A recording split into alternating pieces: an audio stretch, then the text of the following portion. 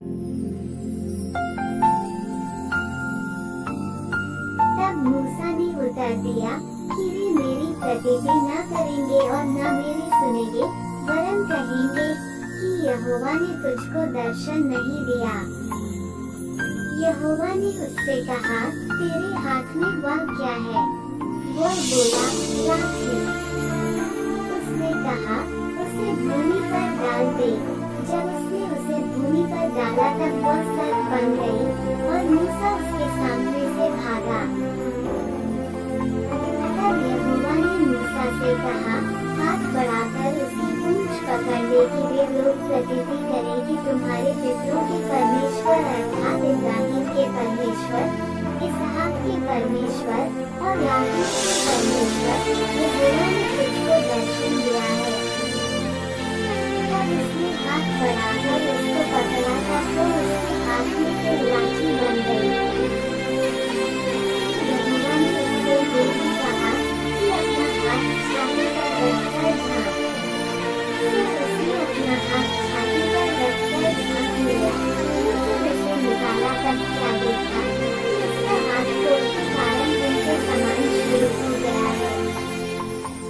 तब उसने कहा, अपना हाथ छाती पर फिर रखकर ढांप।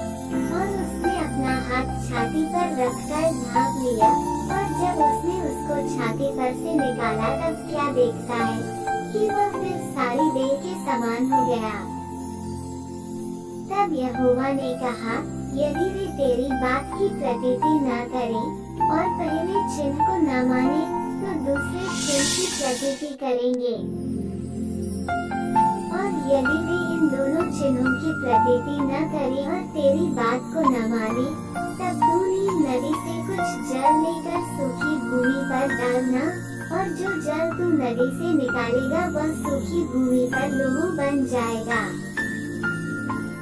मूसा ने यहोवा से कहा, हे मेरे प्रभु, मैं बोलने में निपुण नहीं, न तो पहले था और न जब से तू अपने दास से बातें करने लगा। मैं तो मुंह और जीभ का भरता हूँ। यहोवा ने उससे कहा, मनुष्य का मुंह किसने बनाया है? और मनुष्य को गूंगा, व बहिरा, व देखने वाला, व अंधा मुझ यहोवा को छोड़ कौन बनाता है?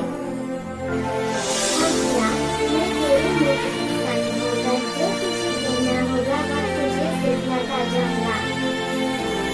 उसने कहा, हे मेरे प्रभु, जिसको तू चाहे उसी के हाथ से भेज। तब यहोवा का कोप मूसा पर भड़का और उसने कहा, क्या तेरा भाई एलिया हारून नहीं है?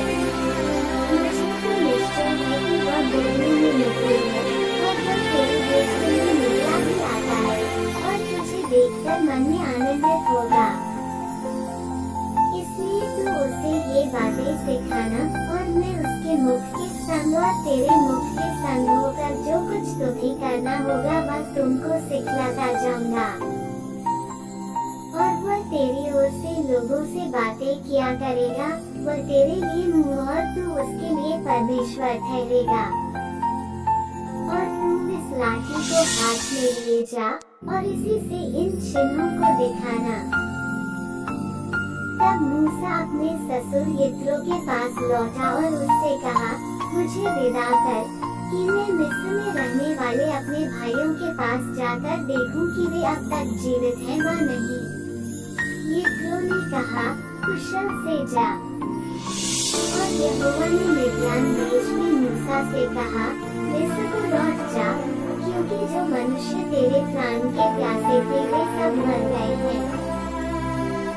तब मूसा अपनी पत्नी और बेटों को गदहे पर चढ़ाकर मिस्र देश की ओर परमेश्वर की उस लाठी को हाथ में लिए हुए लौटा। और यहोवा ने मूसा से कहा, जब तू मिस्र में पहुँचे तब सावधान हो जाना और जो चमत्कार मैंने तेरे वश में किए हैं उन सबों को फिरौन को दिखलाना, परंतु मैं उसके मन को हठीला करूँगा और वह मेरी प्रजा को जाने न देगा। और तू फिरौन से कहना कि यहोवा यूं कहता है कि इस्राएल मेरा पुत्र वरन मेरा जेठा है, और मैं जो चुका हूँ कि मेरे पुत्र को जाने दे कि वो मेरी सेवा करे, और तूने अब तक उसे जाने नहीं दिया, इस कारण मैं अब तेरे पुत्र वरन तेरे जेठे को घात करूँगा। और ऐसा हुआ कि मार्ग पर सराय में यहोवा ने मूसा से भेंट करके उसे मार डालना चाहा। तब सिप्पोरा ने एक तेज चकमक पत्थर लेकर अपने बेटे की खरीदी को काट डाला, और मूसा के कानों पर यह संकल्प किया कि निश्चय तू लोरू बहाने वाला मेरा पति है। तब उसने उसको छोड़ दिया, और उसी समय खतरे के कारण वह बोली कि लोरू बहाने वाला पति है। तब यहोवा ने हारून से कहा, मूसा से भेंट करने को जंगल में जा। तब वो गया, और परमेश्वर के पर्वत पर उसे मिला और उसको चुना। तब मूसा ने हारून को ये बतलाया कि यहोवा ने क्या-क्या बातें कहकर उसको भेजा है, और कौन-कौन से चिन्ह दिखलाने की आज्ञा उसे दी है। तब मूसा और हारून ने जाकर इस्राएलियों के सब पुरनियों को इकट्ठा किया, और जितनी बातें यहोवा ने मूसा से कही थी वह सब हारून ने उन्हें सुनाई, और लोगों के सामने वे चिन्ह भी दिखलाए।